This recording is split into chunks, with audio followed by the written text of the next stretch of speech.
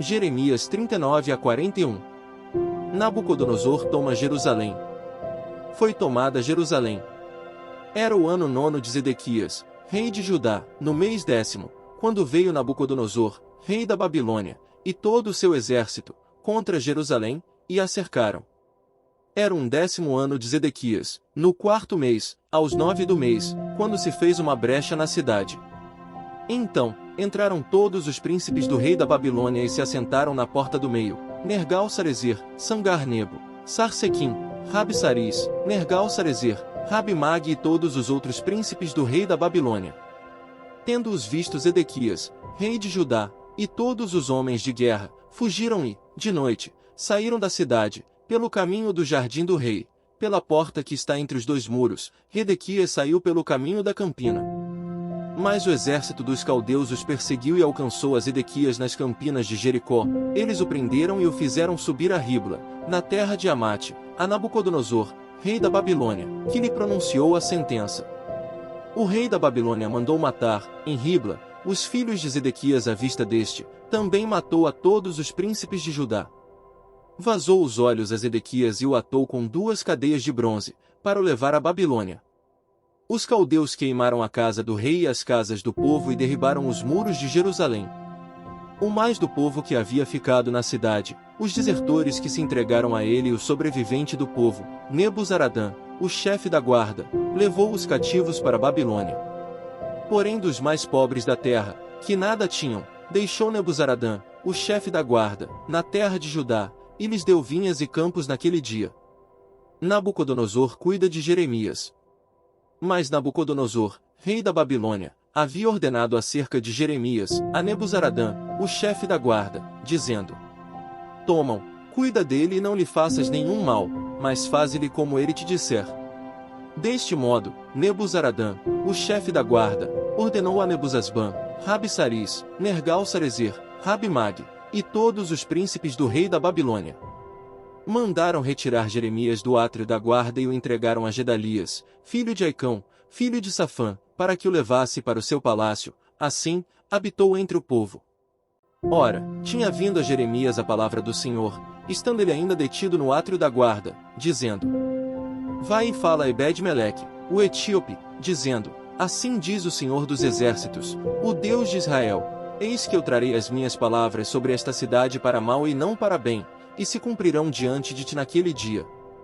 A ti, porém, eu livrarei naquele dia, diz o Senhor, e não serás entregue nas mãos dos homens a quem temes. Pois certamente te salvarei, e não cairás à espada, porque a tua vida te será como despojo, porquanto confiaste em mim. Jeremias e os restantes do povo ficam com Gedalias. Palavra que veio a Jeremias da parte do Senhor, depois que Nebuzaradã, o chefe da guarda, o pôs em liberdade em Ramá, estando ele atado com cadeias no meio de todos os do cativeiro de Jerusalém e de Judá, que foram levados cativos para a Babilônia. Tomou o chefe da guarda Jeremias e lhe disse: O Senhor, teu Deus, pronunciou este mal contra este lugar. O Senhor o trouxe e fez como tinha dito. Por que pecastes contra o Senhor e não obedecestes a sua voz? Tudo isto vos sucedeu. Agora, pois, eis que te livrei hoje das cadeias que estavam sobre as tuas mãos. Se te apraz vir comigo para a Babilônia, vem, e eu cuidarei bem de ti, mas, se não te apraz vir comigo para a Babilônia, deixa de vir. Olha, toda a terra está diante de ti, para onde julgares bom e próprio ir, vai para aí. Mas, visto que ele tardava em decidir-se, o capitão lhe disse: Volta a Gedalias, filho de Aicão, filho de Safã, a quem o rei da Babilônia nomeou governador das cidades de Judá, e habita com ele no meio do povo, ou, se para qualquer outra parte te aprouver ir, vai. Deu-lhe o chefe da guarda mantimento e um presente e o deixou ir.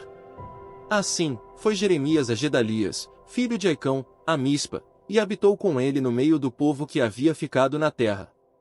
Ouvindo, pois, os capitães dos exércitos que estavam no campo, eles e seus homens, que o rei da Babilônia nomeara governador da terra Gedalias, filho de Aicão, e que lhe havia confiado os homens, as mulheres, os meninos e os mais pobres da terra que não foram levados ao exílio, para a Babilônia.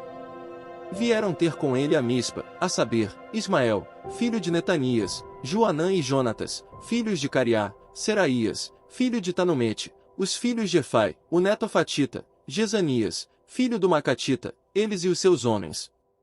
Gedalias, filho de Aicão, filho de Safã, jurou a eles e aos seus homens e lhes disse: Nada temais da parte dos caldeus, ficai na terra, servi ao rei da Babilônia, e bem vos irá.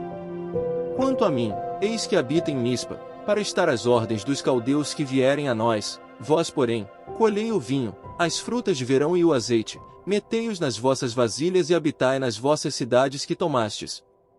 Da mesma sorte, todos os judeus que estavam em Moabe, entre os filhos de Amon e em Edom e os que havia em todas aquelas terras ouviram que o rei da Babilônia havia deixado um resto de Judá e que havia nomeado governador sobre eles a Gedalias, filho de Aicão, filho de Safã.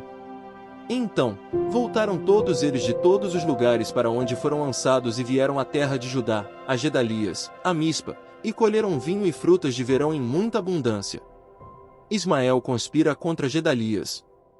Joanã, filho de Cariá, e todos os príncipes dos exércitos que estavam no campo vieram a Gedalias, a Mispa. E lhe disseram: Sabes tu que Balis, rei dos filhos de Amon, enviou a Ismael, filho de Netanias, para tirar-te a vida? Mas Gedalias, filho de Aicão, não lhes deu crédito. Todavia, Joanã, filho de Cariá, disse a Gedalias em segredo: Em Mispa, irei agora e matarei a Ismael, filho de Netanias, sem que ninguém o saiba. Por que razão tiraria ele a tua vida, de maneira que todo Judá que se tem congregado a ti fosse disperso, e viesse a perecer o resto de Judá? Mas disse Gedalias, filho de Aicão, a Joanã, filho de Cariá: Não faças tal coisa, porque isso que falas contra Ismael é falso. Sucedeu, porém, que no 7º mês, veio Ismael, filho de Netanias, filho de Elisama, de família real, e 10 homens, capitães do rei, com ele, a Gedalias, filho de Aicão, a Mispa, e ali comeram pão juntos, em Mispa. Dispuseram-se Ismael, filho de Netanias, e os 10 homens que estavam com ele feriram a espada a Gedalias, filho de Aicão, filho de Safã, matando, assim, aquele que o rei da Babilônia nomeara governador da terra.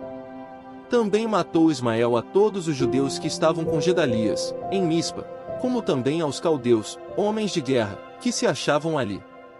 Sucedeu no dia seguinte ao em que ele matara Gedalias, sem ninguém o saber, que vieram homens de Siquém, de Siló e de Samaria, 80 homens, com a barba rapada, as vestes rasgadas e o corpo retalhado, trazendo consigo ofertas de manjares e incenso, para levarem à casa do Senhor.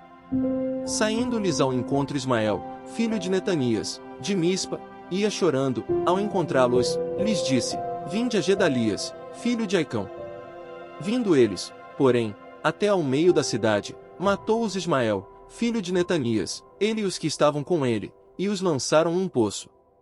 Mas houve dentre eles 10 homens que disseram a Ismael: Não nos mates a nós, porque temos depósitos de trigo, cevada, azeite e mel escondidos no campo. Por isso, ele desistiu e não os matou como aos outros.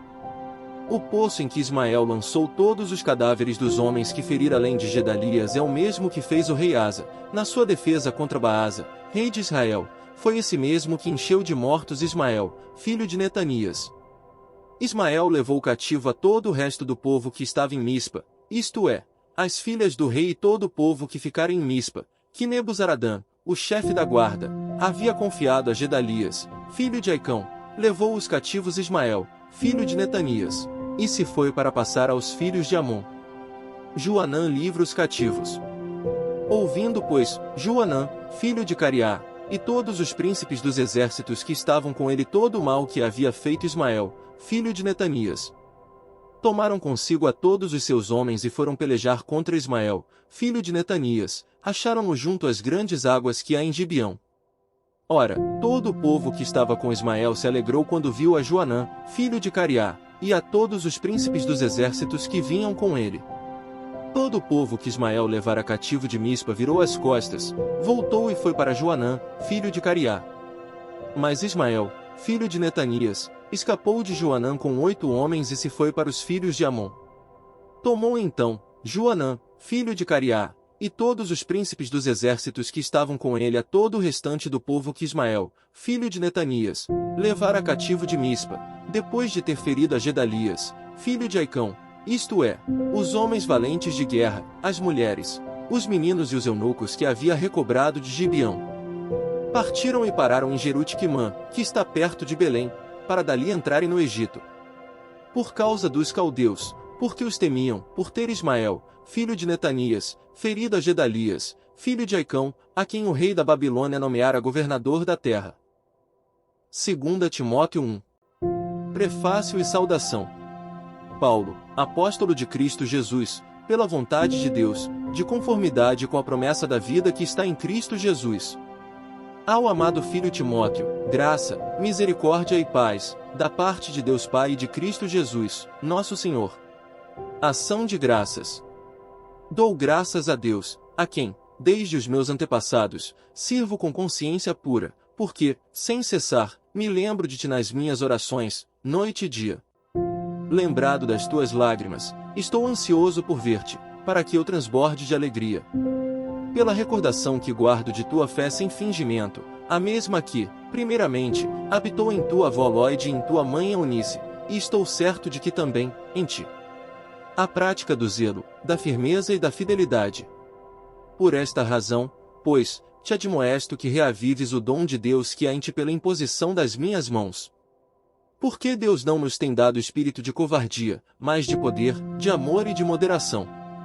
Não te envergonhes, portanto, do testemunho de nosso Senhor, nem do seu encarcerado, que sou eu, pelo contrário, participa comigo dos sofrimentos, a favor do Evangelho, segundo o poder de Deus, que nos salvou e nos chamou com santa vocação, não segundo as nossas obras, mas conforme a sua própria determinação e graça que nos foi dada em Cristo Jesus, antes dos tempos eternos. E manifestada, agora, pelo aparecimento de nosso Salvador Cristo Jesus, o qual não só destruiu a morte, como trouxe à luz a vida e a imortalidade, mediante o Evangelho, para o qual eu fui designado pregador, apóstolo e mestre.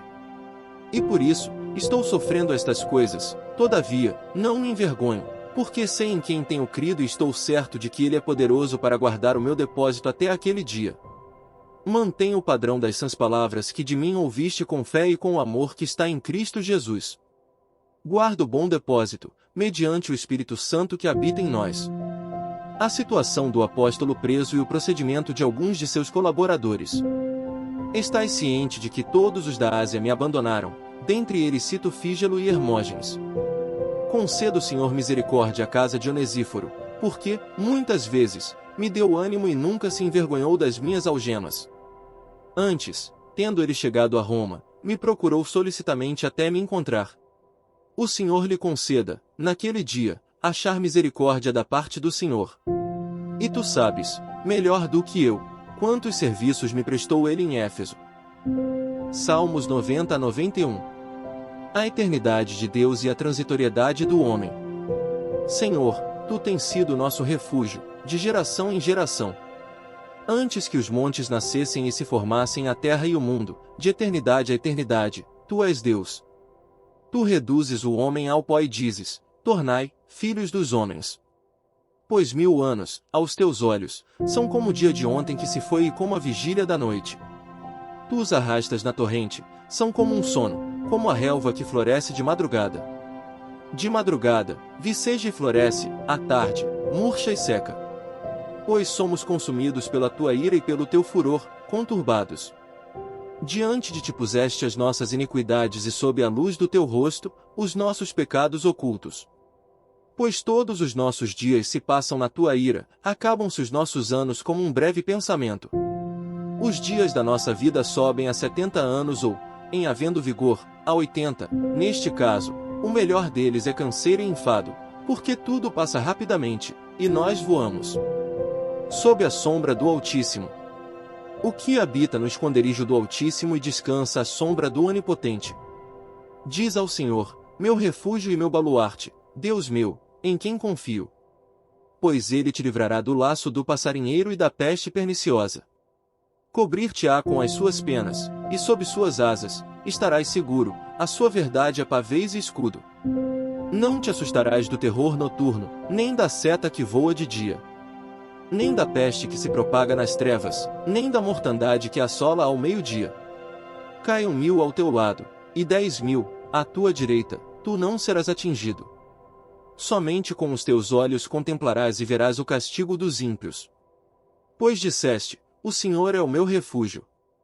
Fizeste do Altíssimo a tua morada.